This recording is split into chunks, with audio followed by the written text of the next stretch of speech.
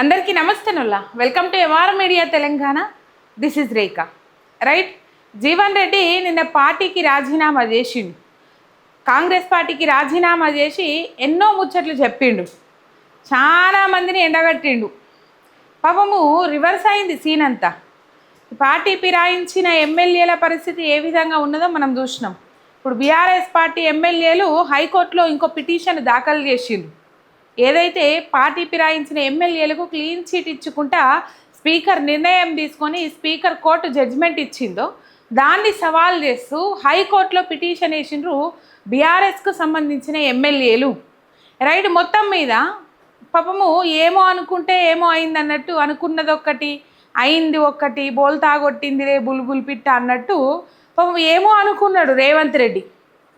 ఏమనుకున్నాడు, దాదాపు సిఎల్పిని విలీనం చేసుకోవాలి, ముందుగా ఈ పార్టీ ఫిరాయించిన 10 మంది ఎమ్మెల్యేలు ఎవరైతే ఉన్నారో వాళ్ళని సెట్ చేసిన తర్వాత ఇంకా బీఆర్ఎస్ పార్టీ ఎమ్మెల్యేలకు గాలం వేసి లేకపోతే బెదిరించి భయభ్రాంతులకు గురి చేసి వాళ్ళను పార్టీలోకి లాక్కోవాలని చూసిండు. కానీ ఏమైంది, పార్టీ ఫిరాయింపుల చట్టం ప్రకారము మొత్తం మీద సుప్రీంకోర్టు దాకా పోయినరు బీఆర్ఎస్ పార్టీ ఎమ్మెల్యేలు. సుప్రీంకోర్టు దాకా పోయి సుప్రీంకోర్టులో పిటిషన్లు దాఖలు చేసిండ్రు. స్పీకర్కు ఆదేశాలు జారీ చేసింది సుప్రీంకోర్టు ధర్మాసనం, హెచ్చరికలు జారీ చేసింది. దాని ప్రకారంగా స్పీకర్ నిర్ణయం తీసుకోవాల్సిన అవసరం ఏర్పడ్డది. క్లీన్ చిట్ ఇచ్చి పడేసిండు స్పీకర్. అన్ని ఆధారాలు ఉన్నప్పటికి కూడా క్లీన్ చిట్ ఇచ్చి పడేసిండు స్పీకర్. ఏమో మిగతా వాళ్ళ విషయము సరే, కండువాలు కప్పుకున్న ఫోటోలు ఉండొచ్చు, భౌతికపరమైన ఆధారాలు ఉండొచ్చు, వాళ్ళు రేవంత్ రెడ్డితో దిగిన ఫోటోలు ఉండొచ్చు, ఇదంతా ఒక ఎత్తు అయితే ఖైరతాబాద్ ఎమ్మెల్యే దానం నాగేందరు బీఆర్ఎస్ పార్టీ బీఫామ్ మీద గెలిచి కాంగ్రెస్ పార్టీ తీర్థం పుచ్చుకొని సికింద్రాబాద్ ఎంపీగా పోటీ చేసిండు పార్లమెంట్ ఎన్నికలల్లా. అది కాంగ్రెస్ బీఫామ్ మీద. బీఆర్ఎస్ పార్టీ బీఫామ్ మీద ఎమ్మెల్యేగా గెలిచిన వ్యక్తి సికింద్రాబాద్ కాంగ్రెస్ పార్టీ బీఫామ్ మీద ఎంపీగా పోటీ చేసిండ్రు. అంతకు మించిన ఆధారం ఇంకేం కావాలో చెప్పుండ్రి. వంటి దారం నాగేందర్ కూడా క్లీన్ చిట్ ఇచ్చి పడేసిండు స్పీకర్. స్పీకర్కున్న మర్యాద కాపాడుకోలేదని చెప్పుకోవాలి. ఈ ముచ్చట నేనెందుకు చెప్తున్నా అంటే, పాపము మాది అధికార పార్టీ, మా పార్టీలోకి ఇంకా వేరే ఎమ్మెల్యేలు వస్తారు, సిఎల్పిని విలీనం చేసుకుంటాం, బీఆర్ఎస్ పార్టీ పని అయిపోయింది, బీఆర్ఎస్ పార్టీని లేకుండా చేస్తాం, బీఆర్ఎస్ పార్టీ కేసీఆర్ పేరు వినబడకుండా చేస్తామని చెప్పేసి ఊకదంపుడు ఉపన్యాసాలు బాగా దంచిండు ముఖ్యమంత్రి రేవంత్ రెడ్డి. సవాళ్ళ మీద సవాళ్ళు విసిరిండ్రు. సరే, హైకోర్టు ధర్మాసనం ఏ విధమైన తీర్పు ఇస్తుంది, ఏం కథ అనేది మనం చూద్దాం. కానీ ఇది ఇట్లా నడుస్తూనే ఉంటుంది. ఇక హైకోర్టు కాకపోతే సుప్రీంకోర్టు పోతుంది, సుప్రీంకోర్టు కాకపోతే హైకోర్టు పోతుంది. పాపము ఈ పార్టీ ఫిరాయించిన ఎమ్మెల్యేలు అయితే ఉన్నన్ని రోజులు ఈ 5 ఏళ్ల పొద్దు అయితే ఒక గుట్కీళ్ళు మింగుకుంటా ఒక ఇబ్బందికరమైన పరిస్థితులను అయితే వాళ్ళు గడపాల్సి ఉంటుంది, కంపల్సరీ ఉంటుంది. మనసుకు ప్రశాంతత ఉండదు కదా. ఏ క్షణాన ఏమవుతుందో, ఏ కోర్టు ఏ నిర్ణయం తీసుకుంటుందో, మమ్మల్ని ఎమ్మెల్యేగా అనర్హత వేటి ఏ విధంగా వేస్తారో అని ఒక భయం అయితే ఉంటుంది. ఎందుకంటే వాళ్ళు పార్టీ ఫిరాయించింది వాస్తవం కాబట్టి.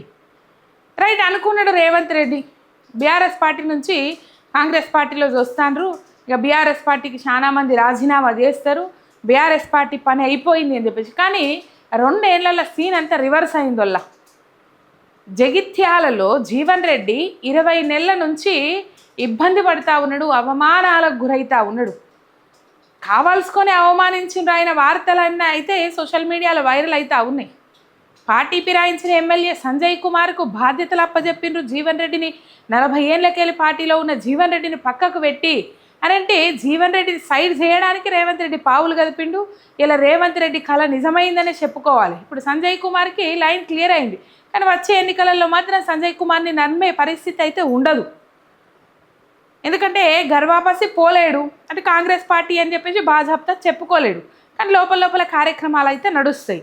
గాంధీ భవన్లో పోయి కూర్చుంటే జీవన్ రెడ్డి బైకాట్ చేసి గాంధీ భవన్ సమావేశాన్ని బయటకు వచ్చిండు. జీవన్ రెడ్డికి జర నెత్తికి పోసుకున్నట్టు ఇటు జీవన్ రెడ్డికి కావచ్చు, అటు సంజయ్ కుమార్కి కావచ్చు. కానీ మొత్తం మీద జీవన్ రెడ్డికి బాధ్యతలు ఇచ్చే వరకు జీవన్ రెడ్డి ఇంకా హర్ట్ అయిండు. ఏమో అంటారు కదా, 6 నెలల పొద్దు నుంచి జీవన్ రెడ్డి నరకయాతన పడుతూ ఉంటే కాంగ్రెస్ పార్టీ నుంచి, కాంగ్రెస్ పార్టీలో ఇబ్బందులు ఎదుర్కొంటూ ఉంటే కనీసం పోయి మందలిద్దాం, మాట్లాడదాము, బుజ్జగిద్దామని ఆలోచన చేయలే. ఆయన 25 తారీఖు నాడు నేను రాజీనామా చేస్తా అని ప్రకటించిన తర్వాత వీళ్ళందరూ పోయినరు, దాని మీద కూడా స్పందించిండ్రు. దేవుడు శాసిస్తాడు, మానవుడు అనుసరించాలి అని చెప్పేసి, రైట్. మొత్తం మీద జీవన్ రెడ్డి అయితే వెనుకకు తీసుకోలే, రాజీనామా చేసేసిండు. దానికి సంబంధించిన వీడియోలు మనము చూసుకున్నాం, రైట్. మొత్తం మీద పార్టీ రాజీనామా చేసిండు, మరి ఏదో ఒక పార్టీలోకి పోవాలి కదా.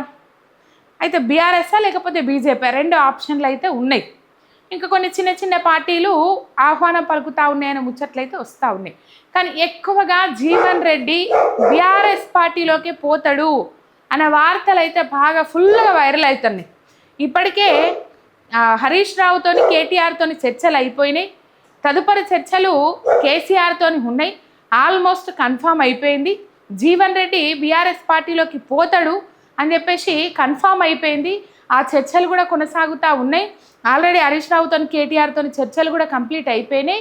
ఇప్పుడు దాదాపు ఆల్మోస్ట్ ఒక 15,000 మంది కార్యకర్తలు అని అనుకుంటుండ్రు. దాదాపు ఒక 15,000 మంది కార్యకర్తలు జీవన్ రెడ్డితో పాటు బీఆర్ఎస్ పార్టీలో జాయిన్ అవుతా ఉన్నారు అని చెప్పేసి. నిజంగా జీవన్ రెడ్డి ఒక బలమైన క్యాడర్ను మాత్రం ఏర్పాటు చేసుకోగలిగిండ్రు.